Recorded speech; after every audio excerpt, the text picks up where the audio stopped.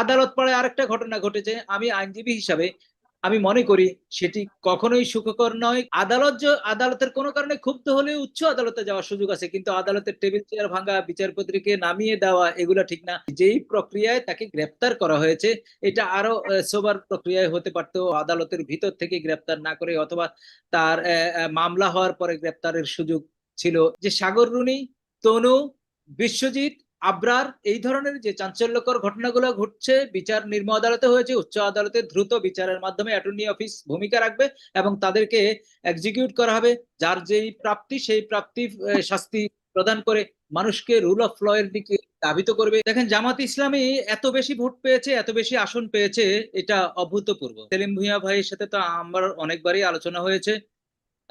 বিএনপির নিবেদিত প্রাণ, সেই হিসেবে পুরস্কৃত হয়েছেন, মন্ত্রী হবেন।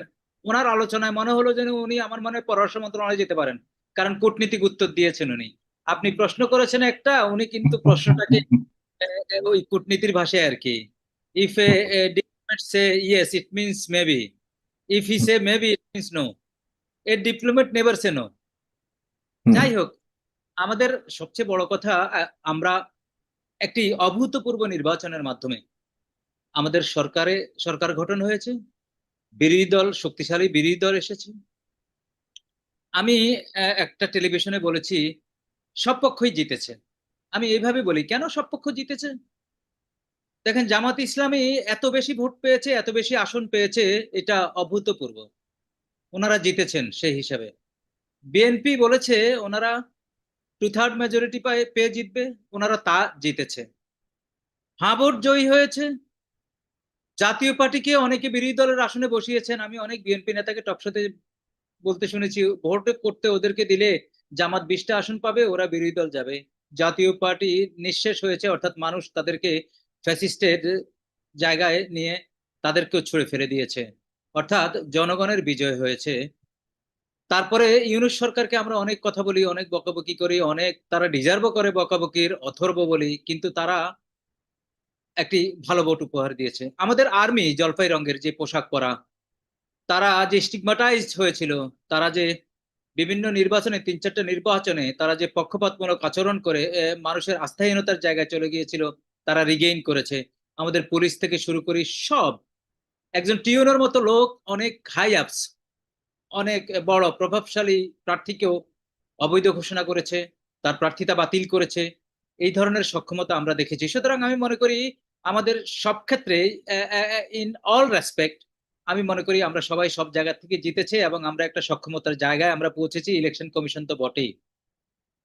তো সেই কারণে আমি আপনার শোয়ের মাধ্যমে আমি বলতে চাই যে এই বিজয়টা, সবার এই বিজয়টাকে আমরা যদি অনেক দূর নিয়ে যেতে চাই, বহু দূর নিয়ে যেতে চাই, তাহলে কিন্তু সবাইকেই কাজ করতে হবে। এনমিটি সলিউশন না। আপনি আপনি এই যে ছায়া মন্ত্রিসভার বিষয়টা এসছে, এটা তো ওয়েস্টমিনিস্টারে এই প্র্যাকটিস চলে আসছে। সেটি যদি বাংলাদেশে 20-30%, 25%ও যদি কার্যকর হয়, এবং যদি অ্যাক্টিভ ভাবে যদি যারা ছায়া মন্ত্রিসভায় আসবেন তারা যদি বিভিন্ন ইনফরমেশন গ্যাদার করে, তারা যদি জনগণের সামনে যদি উপস্থাপন করে, তাহলে একটা সরকার, সরকারি দল, তারা একটা প্রেশার ফিল করবে, যেটা সেলিম ভুঁইয়া বলেছেন এটা দরকার আছে।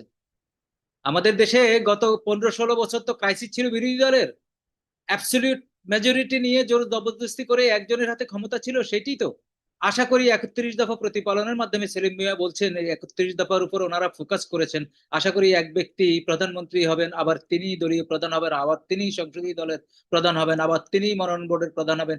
এটির থেকে বিএনপি বেরিয়ে আসবে। আমি জাস্ট একটা কথা বললাম, বাকি 31 দফা তো সবাই জানে, ওনারা ধীরে ধীরে বলবেন।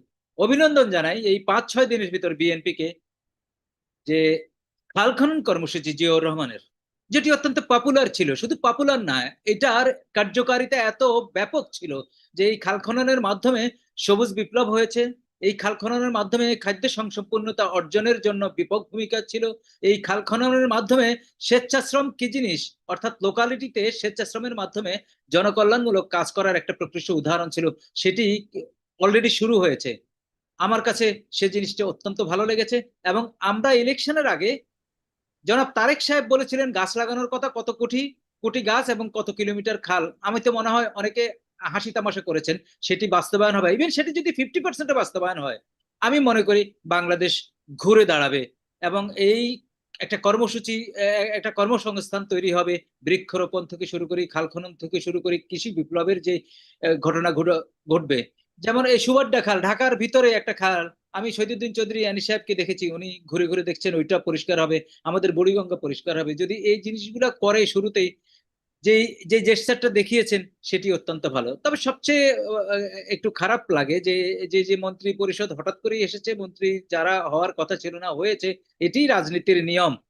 যারা হয়েছেন তারা কিন্তু অনেক পড় খাওয়া লোক, কিন্তু তাদের কথাবার্তা আচার আচরণ শুরুতেই একটু বেখাপ্পা মনে হয়েছে।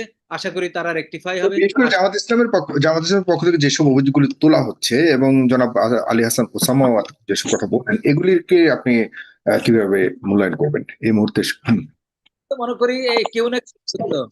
কি বলতেছে, মেকানিজম করেছে, ইঞ্জিনিয়ারিং করেছে, এবং জামাত বলেছে বিএনপি। যদি দুই পক্ষই দুই পক্ষকে বলে থাকে, একটা না একটা তো ভার্সন সত্য। অর্থাৎ তাহলে এই দুই পক্ষকে যদি আমরা কগনাইজেন্সি নিই, দুই পক্ষের বিবৃতিকে যদি সত্য বলে মনে করি, তাহলে তো কিছু একটা হয়েছে। এবং এটা এটা এটা বাজারেও আছে যে অর্থাৎ রেজাল্টে কোনো মেকানিজম হয়েছে, ঘোষণায় দেরি হয়েছে, এই একটা বাজারে কিন্তু প্রচলিত আছে। সবচেয়ে বড় জিনিস দুই পক্ষই মেনে গিয়েছে। সবচেয়ে বড় জিনিস শুধু এইটা উত্থাপন করে অভিযোগ, আর ফার্দার কেউ অগ্রসর হয়নি। তবে আরেকটা জিনিস ভালো হতো, জুলাইকে নিয়ে ক্ষমতায় যাওয়ার পর পরে তুচ্ছ তাচ্ছিল্য যদি কেউ না করতো। আবার কোন মন্ত্রী বলেছেন আমরা জুলাই সনদে স্বাক্ষর করেছি, ভোট যদি পিছিয়ে দেয় এই কারণে এখন আমরা ওখানে মানবো না, বা এরকম যদি কোনো আহ আহ মানুষকে যদি এরকম কিছু দেয় ভাবনা, তাহলে এটা ভালো, শুভ নয় বলে আমি মনে করি। আর আমি মনে করি অনেক সুশিক্ষিত লোকজন এবার পার্লামেন্টে এসছে, অনেক, অনেকে ঋণ খেলাপি এসছে, অনেক দ্বৈত নাগরিক এসছে, আইন অমান্যকারী এসছে। তবে এই তুলনায় শিক্ষিত এবং ফ্রেশ, আন্দোলন সংগ্রামে পোরখাও সেলিম ভুঁইয়াদের মতো অনেক লোক, ভালো লোক এসেছেন। আশা করি এই সংসদটা, এই রাষ্ট্রটা এই সংসদের মাধ্যমেই, সংসদীয় গণতন্ত্রের মাধ্যমে পরিচালিত হবে। এবং আমি মনে করি যেভাবে তারেক সাহেব এগুচ্ছেন, আমার মনে হয় হয়তো ভালো কিছু হবে। পাশাপাশি আমি শুধু একটা দাবিও করতে চাই আপনাদের মাধ্যমে, যেহেতু এখানে যে আমাদের ইসলামী আছে, সেলিম ভুঁইয়ারা আছেন, যে বাংলাদেশে অনেকগুলো চাঞ্চল্যকর ঘটনা ঘটেছে, হত্যা ঘটেছে, এগুলোর বিচার আমরা কেউই করিনি, টাচ করিনি কাউকে। কি কারণে সেটা মানুষ নানাবিধ ভাবনায় ধারণা করে নেয়, সেগুলো যাতে হয়। যেমন বিডিআর, বিডিআর এর নামটা আবার আগের নামে আসবে, আমি অভিনন্দন জানাই, অভিবাদন জানাই, স্বাগত জানাই এই সিদ্ধান্তকে। এবং বিডিআর এর যে কমিশনের যে রিপোর্ট হয়েছে সেই রিপোর্ট অনুসারে বিচার হবে, এটিও জেস্টারে, এটিও আলাপ আলোচনা, সরকার ওইদিকে যাচ্ছে, আমরা আমরা ভালো, আমরা খুশি। আমি পাশাপাশি বলতে চাই যে সাগর রুনি, তনু, বিশ্বজিৎ, আবরার, এই ধরনের যে চাঞ্চল্যকর ঘটনাগুলো ঘটছে, বিচার নিম্ন আদালতে হয়েছে, উচ্চ আদালতে দ্রুত বিচারের মাধ্যমে অ্যাটর্নি অফিস ভূমিকা রাখবে এবং তাদেরকে এক্সিকিউট করা হবে। যার যেই প্রাপ্তি সেই প্রাপ্তি শাস্তি প্রদান করে মানুষকে রুল অফ ল এর দিকে ধাবিত করবে। আর মবের কথা আসছে, আজকে সেলিম ভুঁইয়ারা আজকে মবের বিরুদ্ধে জিরো টলারেন্স বলতেছেন। আজকে কিন্তু বাংলাদেশ ব্যাংকে যে ঘটনা ঘটেছে এটা কিন্তু কাঙ্ক্ষিত না। আজকে মনসুর হাবিব কিন্তু বাংলাদেশের এই অর্থনীতি, ভঙ্গুর অর্থনীতিকে বাদ দিয়ে একটা ভালো জায়গায় নিয়ে এসছে।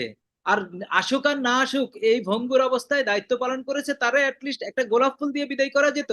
তাকে ধমক দিয়ে, স্লোগান দিয়ে, একটা ভয় দেখিয়ে তার উপদেশটাকে ধাক্কাধাক্কি করে, এইটা ঠিক হয়নি।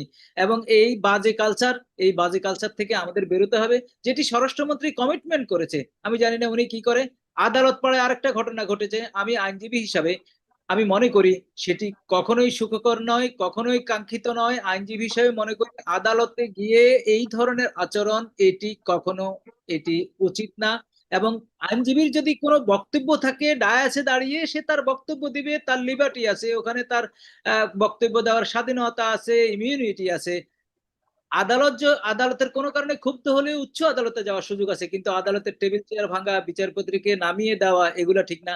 আবার পাশাপাশি যেই প্রক্রিয়ায় তাকে গ্রেপ্তার করা হয়েছে, এটা আরো সোবার প্রক্রিয়ায় হতে পারতো, অথবা তার অফিস থেকে, যে আদালতের ভিতর থেকে গ্রেপ্তার না করে, অথবা তার মামলা হওয়ার পরে গ্রেপ্তারের সুযোগ ছিল, এরকম একটা বিষয়। অর্থাৎ আমি মনে করি সরকার আরো সুন্দরভাবে, স্মুথ ভাবে সরকার হাঁটবে। কারণ সরকার হাঁটবে এই কারণে, শহীদ প্রেসিডেন্ট জিয়াউর রহমানকে মানুষ এখন সামনে নিয়ে আসছে, তার সততা, বেগম খালেদা জিয়ার কমিট, যেমন আমি বলেছি যে আজকে যে দ্বিতীয় শপথটা পড়ে নাই বিএনপি, যেটি তারা মেনেই গিয়েছে, অধ্যাদেশ হয়েছে জুলাই সনদে স্বাক্ষরের পরে। অনেকে বলে বেগম খালেদা জিয়া জীবিত থাকলে এটা করতো না, শপথটা নিত, কারণ Khaleda Zia man of commitment. তো সুতরাং বিএনপির সামনে একজন জিয়াউর রহমান অত্যন্ত পপুলার, অত্যন্ত দেশপ্রেমিক, অত্যন্ত সৎ, তাকে মানুষ কল্পনা করে, বিএনপিও তার কথা বলেই ক্ষমতায় এসছে। সুতরাং এই পর্যায়ে বিএনপিকে নিতে হলে তাদের অনেক অনেক পরীক্ষায় উত্তীর্ণ হতে হবে। পাশাপাশি খালেদা জিয়ার দেশ এবং এক কথায় খালেদা জিয়া থাকে, সেই এক কথার ভিতরে এই জুলাই সনদে স্বাক্ষর করে যদি ওনারা এর থেকে যদি একটু বিচ্যুত হয়, জুলাই সনদকে নিয়ে যদি নয় করার চেষ্টা হয়, তাহলে মানুষ কিন্তু ভালোভাবে নিবে না বলে আমি মনে করি। তো সুতরাং তাদেরকে অধিক সতর্ক থাকতে হবে।